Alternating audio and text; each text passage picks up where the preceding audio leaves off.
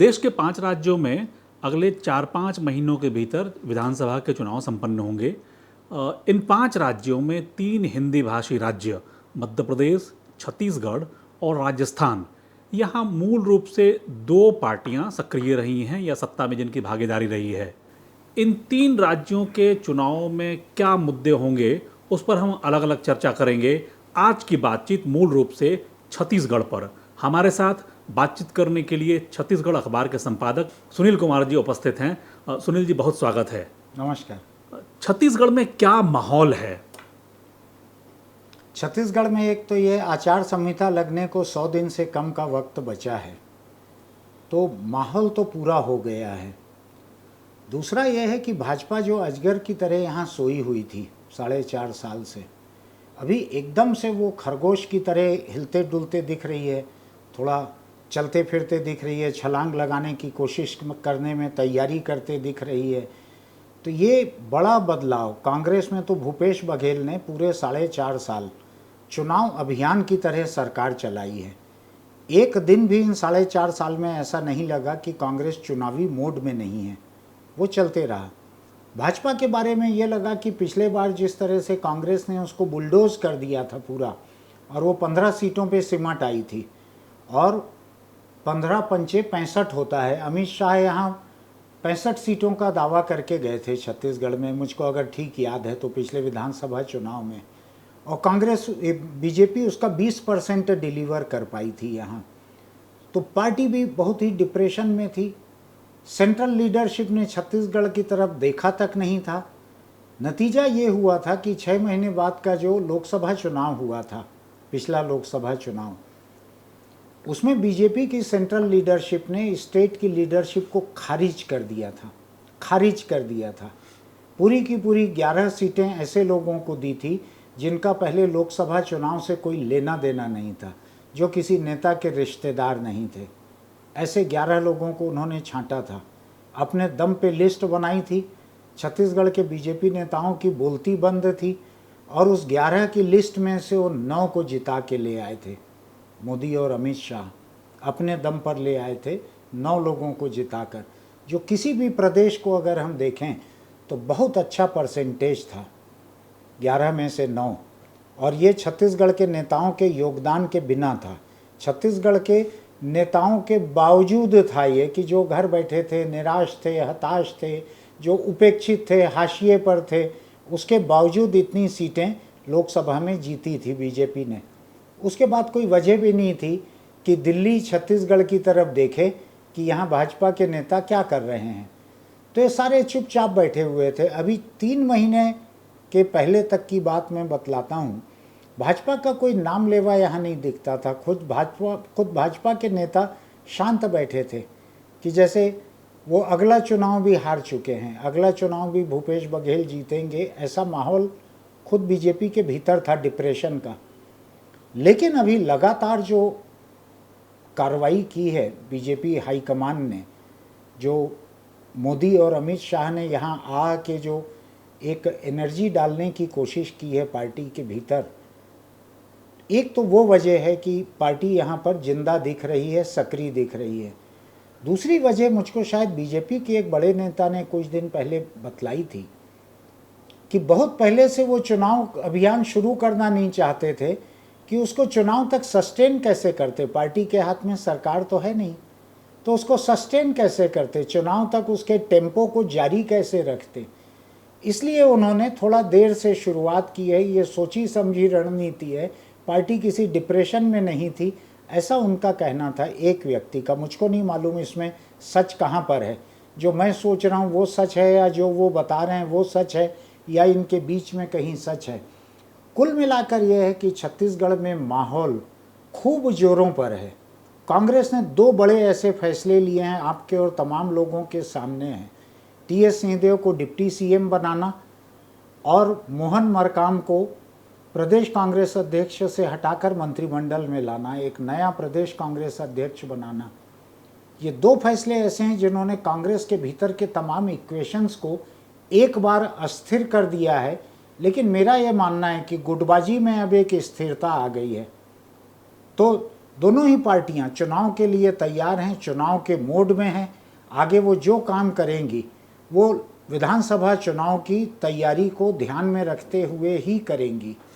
आपने एक बात कही कि भूपेश बघेल की सरकार 4.5 साल में उन्होंने जितने फैसले लिए हैं वो बिल्कुल चुनावी रणनीति की तरह जो है वो उन्होंने काम किया है। आखिर ऐसी नौबत क्यों आई, कहाँ गड़बड़ी थी कि अंतिम समय में जब 100 दिन बचे हैं चुनाव आचार संहिता लगने में, 100 दिन बचे होंगे, तब जो है डिप्टी सीएम बनाने की ज़रूरत पड़ गई, तब जो है प्रदेश अध्यक्ष को बदलने की ज़रूरत पड़ गई, तब जो है मंत्रिमंडल के एक साथी को बाहर हटाना पड़ गया। ऐसी नौबत क्यों आई? ये नौबत नहीं आई है। पहली बात तो यह है कि भूपेश बघेल ने 4.5 साल जो काम किया है एक इलेक्शन मोड में, हर दिन कार्यक्रम, हर दिन सैकड़ों लोगों से मिलना, ये उनके मिजाज का है। अगर आपको ध्यान होगा, प्रदेश कांग्रेस अध्यक्ष रहते हुए भी उन्होंने पिछले विधानसभा चुनाव के पहले 5 साल उसी अंदाज में काम किया था। लगातार काम करना, लगातार। एक तो उनके फिटनेस लेवल ऐसा है कि वर्किंग आवर्स उनके ज़्यादा हैं, किसी भी दूसरे नेता के मुकाबले ज़्यादा घंटे काम कर लेते हैं, ज़्यादा लोगों से मिल लेते हैं, बहुत एक्टिव रहते हैं, दौरे बहुत कर लेते हैं। आपने देखा होगा जितना दौरा उन्होंने 5 साल में किया, ये 5 साल 15 साल की तुलना बड़ी आसान रहती है, मैं भी वही कर रहा हूँ। शायद 15 साल में रमन सिंह ने उतने दौरे नहीं किए होंगे जितने भूपेश बघेल ने 5 साल में किए। तो ये उनका तौर तरीका ही है। ये चुनाव में उनको अतिरिक्त मेहनत शायद नहीं करनी पड़ेगी, उनका टेम्पो वही रहेगा। अब सवाल उठता है कि कांग्रेस पार्टी ने चुनाव के मतदान के 6 महीने पहले ये टीएस सिंहदेव का और मोहर मरकाम का ये फैसला क्यों किया। तो आपको याद होगा 2013 के चुनाव के पहले, 2013 के चुनाव के पहले 6 महीने पहले इसी तरीके से 12 या 13 की बात है, चुनाव के 6 महीने पहले चरणदास महंत को प्रदेश कांग्रेस अध्यक्ष पद से हटा दिया था कांग्रेस ने। कोई गुनाह नहीं था उनका, सिवाय ये इसके कि वो जोगी को भी साथ में लेके चल रहे थे, सबको साथ में लेके चल रहे थे, उनको हटा दिया था। और ओबीसी के ही धनेंद्र साहू को, जो महंत के मातहत एक जिले के ग्रामीण इकाई के मुखिया थे, रायपुर जिला ग्रामीण के कांग्रेस अध्यक्ष थे धनेंद्र साहू, उनको प्रदेश अध्यक्ष बना दिया था और महंत को धनेंद्र साहू के मातहत कार्यकारी अध्यक्ष बना दिया था। ये बड़ा फैसला लिया था। उस समय महंत से ना कोई कसूर हुआ था ना कुछ हुआ था, बल्कि वो कांग्रेस के तमाम खेमों को साथ लेकर चल रहे थे, जो कि जोगी को कोई लेकर चलना नहीं चाहता था, वो भी महंत लेकर चल रहे थे। तो कांग्रेस चुनाव के पहले ऐसे कुछ नाटकीय फैसले लेते रहती है, और भी जगहों पे इसने ऐसे फैसले लिए हुए हैं पहले। छत्तीसगढ़ का तो इतिहास वही है। लेकिन मैं आपको रोक रहा हूँ। कहा यह जा रहा है कि मध्य प्रदेश, छत्तीसगढ़ में जो बस्तर का हिस्सा है और सरगुजा का हिस्सा है, इन दोनों हिस्सों में नाराज़गी थी।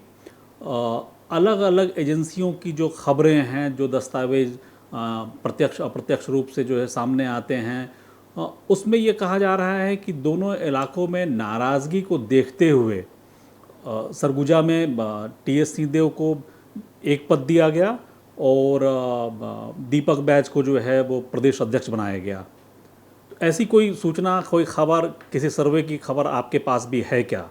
मेरे पास सर्वे की खबर नहीं है, लेकिन मेरे पास एक कॉमन सेंस से निकली हुई खबर है कि टीएस सिंहदेव को लेके कांग्रेस के भीतर एक आशंका बनी हुई थी कि ये 2.5 साल के बाद मुख्यमंत्री नहीं बनाए गए थे, ये असंतुष्ट थे, अपने असंतोष को जाहिर करते थे बार बार जगह जगह। तो क्या ऐसा होगा कि ये इन चुनाव के पहले कह देंगे कि मुझको नहीं लड़ना, मैं अपने घर बैठूंगा? उन्होंने तो घोषणा कर ही दी थी, लगभग कह दिया था। उन्होंने कहा यह था कि मैं अगला चुनाव लड़ूंगा कि नहीं लड़ूंगा अभी मैंने तय नहीं किया है, अब मेरा मन नहीं है। हाँ, इस तरह का। लेकिन उन्होंने घोषणा नहीं की थी कि मैं नहीं लड़ूंगा। लेकिन कांग्रेस के भीतर एक आशंका थी, जो मेरे जैसा व्यक्ति जो कांग्रेस के संपर्क में नहीं है ना भाजपा के संपर्क में है, मैं दूर बैठकर देखता हूँ, तो मुझको भी दिख रहा था ये वास्तविक आशंका थी कि टीएस सिंहदेव 5 साल बाद जाके ये कहें कि साहब आपने मेरे साथ बहुत अच्छा सुलूक किया, नमस्ते, मुझको अब राजनीति नहीं करना है, मैं चुनाव में तो हिस्सा बिल्कुल नहीं लूँगा, मैं अपने घर बैठूँगा। ऐसा करके वो कांग्रेस से दगाबाजी नहीं करते, वो केवल घर बैठते। लेकिन ऐसा होने पे भी पूरी की पूरी 14 सीटें जो कांग्रेस के जेब में गई थी सरगुजा की, उनमें डिस्टर्ब होने का एक खतरा था। कितना डिस्टर्ब होता मैं नहीं जानता, लेकिन एक खतरा था। 14 के अलावा भी मतलब बिलासपुर की सीट हो गई, मानपुर मोहल्ला की सीट हो गई, ऐसे बहुत सारे टीएस का जो खेमा है उनका दावा है कि कम से कम 30 से 35 सीटें ऐसी हैं जिन पे टीएस का आंशिक या पूरा प्रभाव है, जिसको वो प्रभावित कर सकते थे।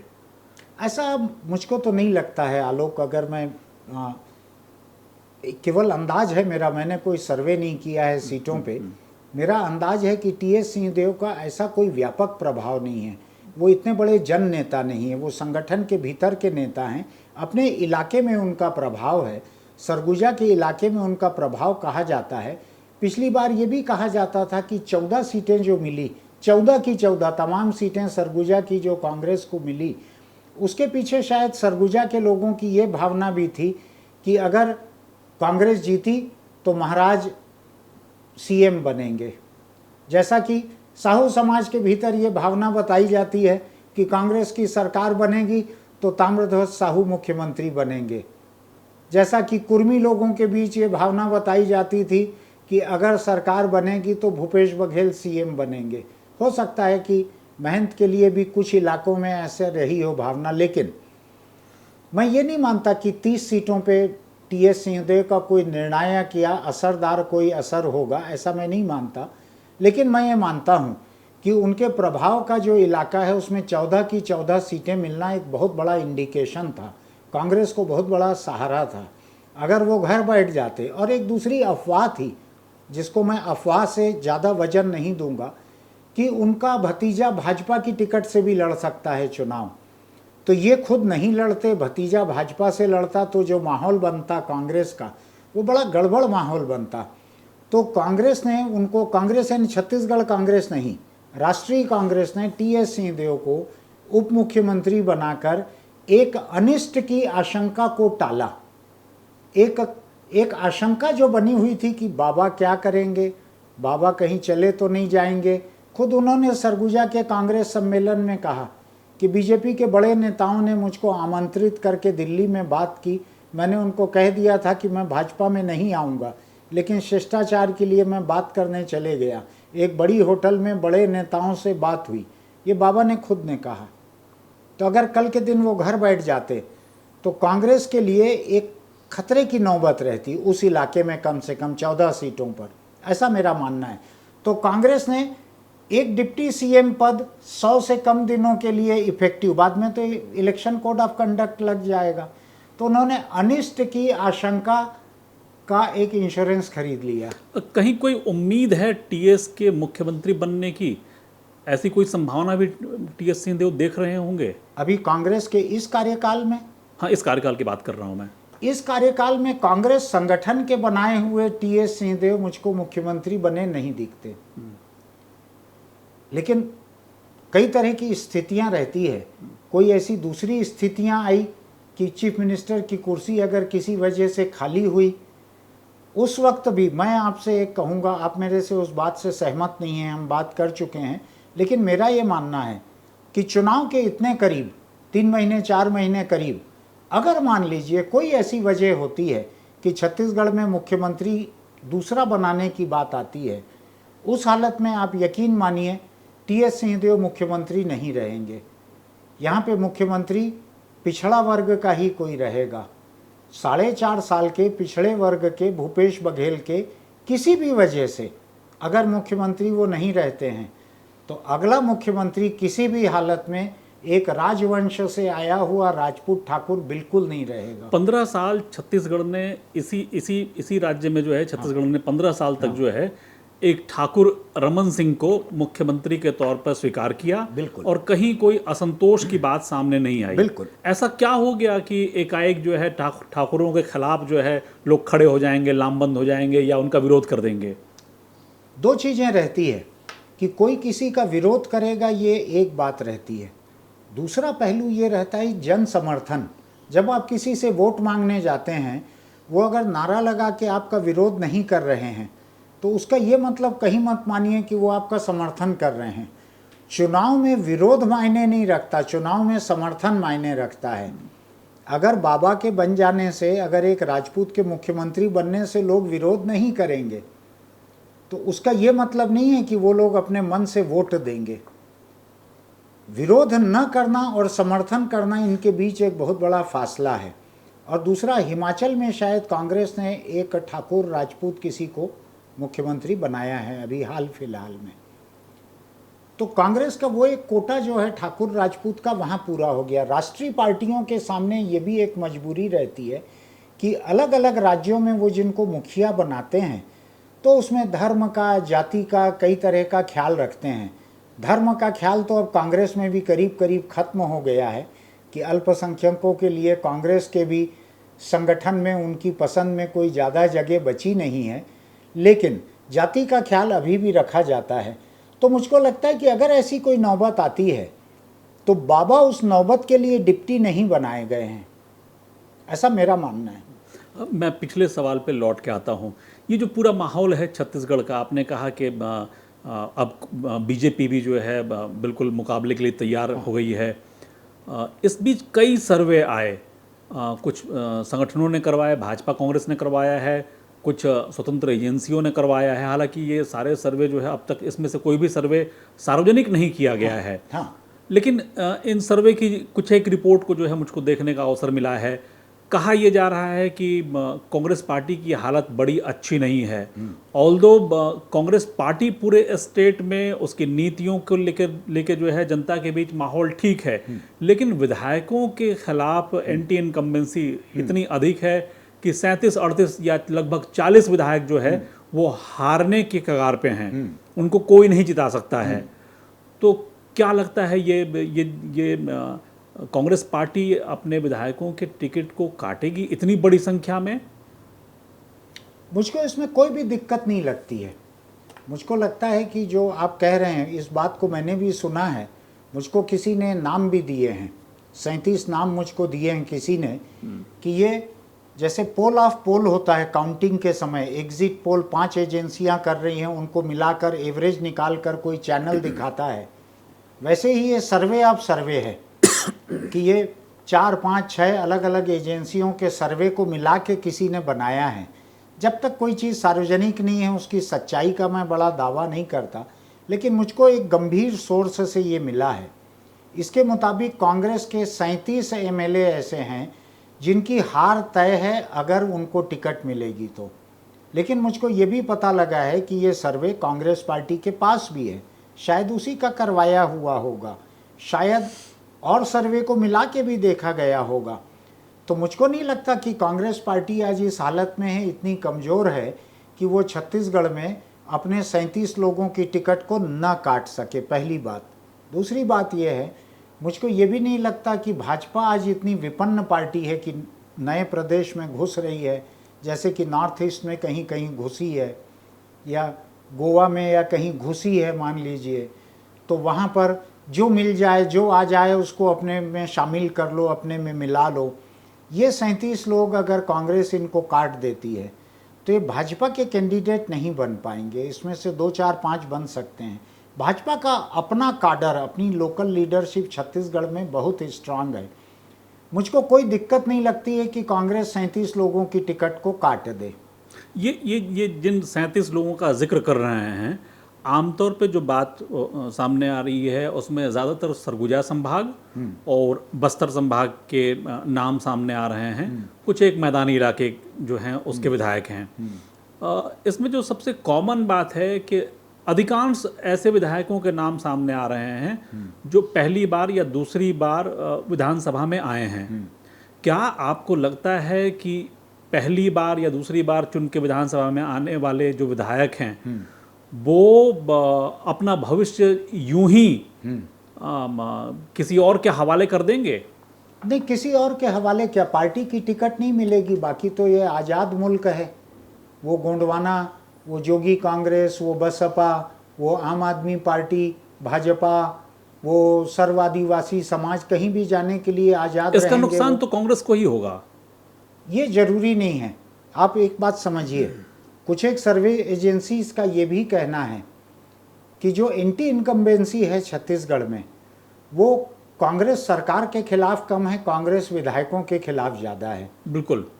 शायद विधायक बददिमाग हो गए होंगे, शायद विधायकों ने अपनी सत्ता को ज़्यादा गंभीरता से ले लिया होगा। और जिस बात को मैं बिना शायद के बोल सकता हूँ कि कई विधायक अफसरों को, कर्मचारियों को पीटते हुए दिखे, कई लोग उनको माँ बहन की गालियाँ बकते हुए देखे, तो ये तो हुआ है। ये तो इसके तो वीडियो तैर रहे हैं चारों तरफ, इनका कोई खंडन भी नहीं कर रहा है। कहीं पे समझौता करवाना पड़ रहा है, किसी को जाकर कर्मचारी को पीट दिया, सरकारी कर्मचारी को विधायक ने, तो उसका समझौता करवाना पड़ रहा है। तो विधायकों की बददिमागी कम नहीं है छत्तीसगढ़ में। ऐसा भी नहीं कि भाजपा की सरकार थी उसके विधायकों की नहीं रहती थी, लेकिन ये 15 साल बाद सत्ता में आए थे कांग्रेस के विधायक, इनमें से बहुत सारे लोगों की बड़ी बददिमागी थी। लेकिन मैं आपकी एक बात को थोड़ा सा बढ़ाना चाहता हूँ। आपने जो कहा कि सरगुजा और बस्तर के नाम इसमें ज़्यादा हैं, मैं अभी वो लिस्ट मेरे पास रखी है, लेकिन मैंने अभी उसको उस नज़रिए से देखा नहीं है। उसमें तो मुझको मैदानी इलाकों के बहुत सारे ऐसे लोगों के नाम दिख रहे हैं जो ना आदिवासी हैं, न बस्तर और सरगुजा जैसे आदिवासी इलाकों के हैं, बल्कि दिग्गज मंत्री हैं इस सरकार के, जिनका नाम उस लिस्ट में है कि हारने वाले लोग, शर्तिया हारने वाले 37 में, अगर मैं गलती नहीं कर रहा हूं तो कम से कम 3 मंत्रियों के नाम तो मुझको अभी याद हैं जुबानी। दिग्गज मंत्री, दिग्गज मंत्री। ये सरगुजा के नहीं है, ये बस्तर के नहीं है, ये मैदानी इलाकों के हैं, ये दिग्गज मंत्री हैं। इनमें से एक भी, 3 में से एक भी मंत्री दलित नहीं है, मैं इतना आपको कह सकता हूं। तो ऐसे नाम हैं उस आपने हमारे दर्शकों के लिए जो है अब अटकलों के लिए जो है जगह छोड़ दी है, वो पता नहीं क्या क्या अटकलें लगाएंगे। कुछ तो खुलासा करिए कि कौन लोग हैं, किस इलाके से हैं। देखिए मैं आपको बतलाता हूँ, कुछ मंत्री ऐसे भी हैं। नहीं, मैं अपनी एक बात को सुधारना चाहता हूँ। मैंने जो कहा था कि इसमें दलित मंत्री कोई नहीं है, मैं उसको वापस लेना चाहता हूँ जी। उस बात को मैं वापस ले रहा हूँ। उसका मतलब यह है कि मैं मंजूर कर रहा हूँ कि उसमें दलित मंत्री हैं। दलित मंत्री हैं, आदिवासी मंत्री हैं, ब्राह्मण मंत्री हैं और एक और मंत्री हैं। अब इससे आप जो अंदाज लगा लें, ऐसे नाम हैं उसमें, उस लिस्ट में। हारने वाले नामों में ऐसे नाम हैं। जो 37 की लिस्ट, जो मेरी जानकारी में कांग्रेस पार्टी के भीतर चर्चा भी जिस पर हुई है, उस लिस्ट में 4 मंत्रियों के हारने का, अब मुझको नाम याद आ गया है, 4 मंत्रियों के हारने का उसमें जिक्र है। लेकिन मैं आपको एक बड़ी दिलचस्प बात और बतलाना चाहता हूँ। इन 4 मंत्रियों के हारने का उन्हीं कॉन्स्टिट्यूंसी से है। कई बार ऐसा होता है कि लोग कॉन्स्टिट्यूंसी बदल लेते हैं। यहाँ पे मेरे खिलाफ ज़्यादा नाराज़गी हो गई है, ज़्यादा रायता फैल गया है, तो मैं बगल की किसी कॉन्स्टिट्यूंसी में कूद जाऊँगा। तो सरकार अलोकप्रिय हुई है क्या? 71 जो हैं कुल जमा विधायक हैं, 71 में से 37 विधायकों की टिकट, जिसमें आप कह रहे हैं कि 4 मंत्री भी शामिल हैं। हाँ, तो सरकार की असफलता भी कहीं दिखाई पड़ रही है क्या? सरकार की असफलता रहेगी अगर 4 मंत्री आपके अलोकप्रिय हैं खुद आपके पैमानों पर। जो मुझको पता लगा है कि ये सर्वे, इसमें कांग्रेस का सर्वे भी शामिल है। अगर वो मान रहा है कि उसके 4 मंत्री अलोकप्रिय हैं, 4 मंत्री हारने की कगार पर हैं, अगर उनकी सीटें नहीं बदली जाती हैं तो उसका बहुत साफ साफ मतलब है कि ये सरकार की एक किस्म से नाकामयाबी है।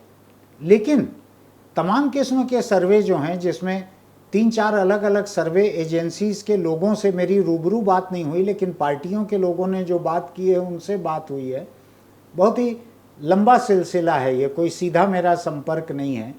उनका कहना है कि विधायक अधिक लोग अलोकप्रिय हैं, सरकार उतनी अलोकप्रिय नहीं है। एंटी इनकम्बेंसी विधायकों के खिलाफ ज़्यादा है, सरकार के खिलाफ उतनी नहीं है। जो विपक्षी दल है कांग्रेस, भाजपा, भारतीय जनता पार्टी का सबसे लोकप्रिय चेहरा डॉक्टर रमन सिंह हुआ करते थे। हाँ, पिछले 5 सालों में उस चेहरे को लगभग भारतीय जनता पार्टी ने ही कहीं ना कहीं पीछे धकेल दिया। हाँ, क्या भाजपा का कोई चेहरा नहीं होना भाजपा के लिए नुकसानदायक है स्टेट में?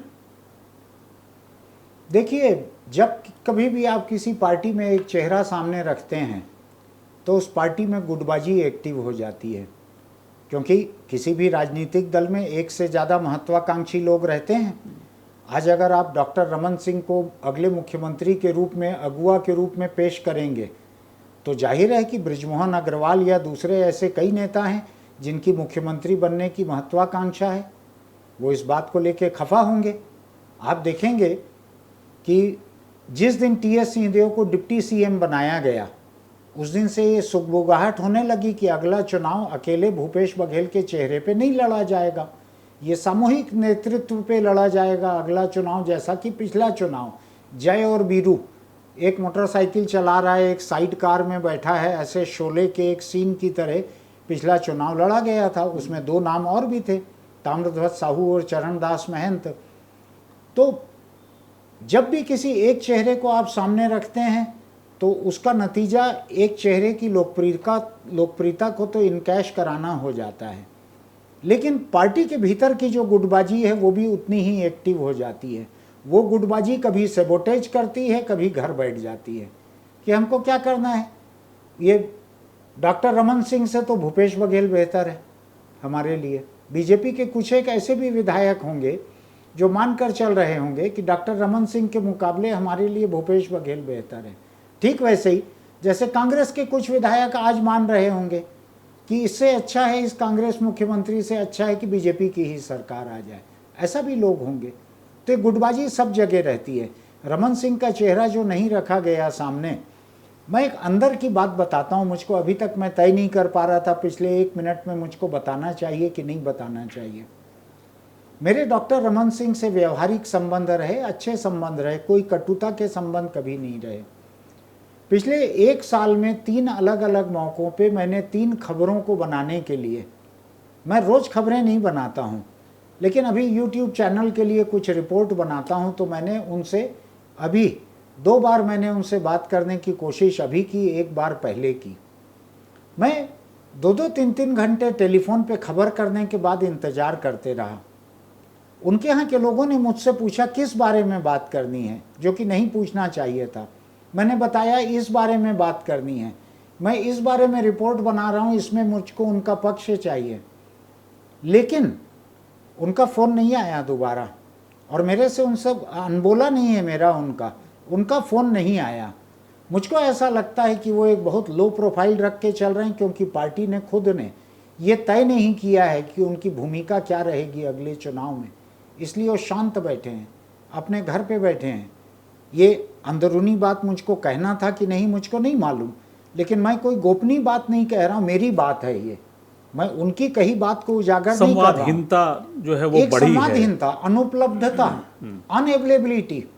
अगर वो मुझको उपलब्ध नहीं है, मेरे उनसे अच्छे संबंध रहे हैं, पूरे 15 साल मेरा उनका संपर्क रहा है, और मैंने जानबूझकर उनका सीधा मोबाइल नंबर अपने पास नहीं रखा है, जो मैं रख सकता था। मैं उनके लोगों के थ्रू ही बात करता हूँ, उनके OSD PA जो हैं उनके थ्रू बात करता हूँ। मेरी उनसे बात नहीं हो पाती आसानी से। वो किसी मुद्दे पर टिप्पणी करने के लिए नहीं आते, सामने बात नहीं करते हैं। ये स्थिति क्यों है भाजपा के भीतर, मैं इसको इसलिए भी कह रहा हूँ कि खुद भाजपा भी इसको सुन के सोचे कि जिसको आप कह रहे हैं कि ये भाजपा का प्रदेश का एक सबसे लोकप्रिय चेहरा है, आपने एक सबसे लोकप्रिय नहीं कहा, आपने सबसे लोकप्रिय कहा। मैं उसको लेके भी असहमत नहीं हूँ आपसे कि वो ठीक हैं, सबसे लोकप्रिय हैं वो, लेकिन अगर वो उपलब्ध नहीं है, अगर वो चुनाव के 5 महीने पहले भी अगर मुझको उपलब्ध नहीं है, वो समाचार के लिए उपलब्ध नहीं है वो, तो भाजपा के भीतर एक बड़ी अजीब सी स्थिति है। ये चुनाव की यह चर्चा जारी रहेगी। अगली बार हम फिर चुनाव के किसी नए मुद्दे को लेकर आपके सामने हाजिर होंगे। तब तक के लिए नमस्कार। हालांकि आलोक पुतुल जी ने आज की इस बातचीत के समाप्त होने की घोषणा कर दी है, लेकिन मैं थोड़ी सी 1 मिनट की एक मोहलत उनसे लेकर एक बात कह रहा हूँ। कई महीनों से हम लोग ये चर्चा कर रहे थे कि छत्तीसगढ़ के चुनावी माहौल पे बात की जाए। अब मामला एकदम गर्म हो गया है, लोहा तपा हुआ है, अब चर्चा नहीं करेंगे तो कब करेंगे। आलोक पुतुल अगर आप नहीं जानते हैं उनको ठीक से, जो लोग नहीं जानते हैं, आलोक पुतुल छत्तीसगढ़ के एक स्वतंत्र पत्रकार हैं। मैंने और आलोक ने एक ही अखबार के 2 अलग अलग शहरों में वहाँ लंबा काम किया हुआ है। हम लोग लंबे समय से एक दूसरे को जानते हैं। आलोक की राजनीतिक समझ पे मुझको अपार भरोसा है। उनकी निष्पक्षता, निष्पक्षता शब्द ट्रिकी है, उनकी निष्पक्षता पे भी मुझको पूरा भरोसा है। वो किसी दल के साथ नहीं है, किसी नेता के साथ नहीं है, वो किसी के पेरोल पर नहीं है, किसी के प्रचारक नहीं है, किसी के विरोधी नहीं है, किसी से उनको हिसाब चुकता नहीं करना है। मैं अपने बारे में शायद इतने विशेषण इस्तेमाल नहीं कर पाऊँगा, लेकिन मैं उनके बारे में कह रहा हूँ। तो ये बातचीत का सिलसिला हमारा ऐसा अंदाज है कि हम करीब दर्जन भर एपिसोड में आपके सामने छत्तीसगढ़ के इस चुनाव के माहौल के अलग अलग पहलुओं को लेकर आएंगे। आलोक ने चूंकि अपने बारे में कुछ नहीं कहा था, मेरी जिम्मेदारी थी उनके बारे में कहना, एक चीज़ों को, इस बातचीत को सही संदर्भ में रखना कि हम आखिर हैं कौन जो बात कर रहे हैं। यानी हम आपके हैं कौन, इस किस्म की बात है। तो हम हैं आपके, निष्पक्ष शब्द का मैं खुलासा कर दूं कि हम निष्पक्ष बिल्कुल नहीं हैं, हम सच और इंसाफ के साथ हैं। ये एक पक्ष है हमारा, हम पक्षपाती हैं सच और इंसाफ के। तो हम आपसे फिर मिलेंगे।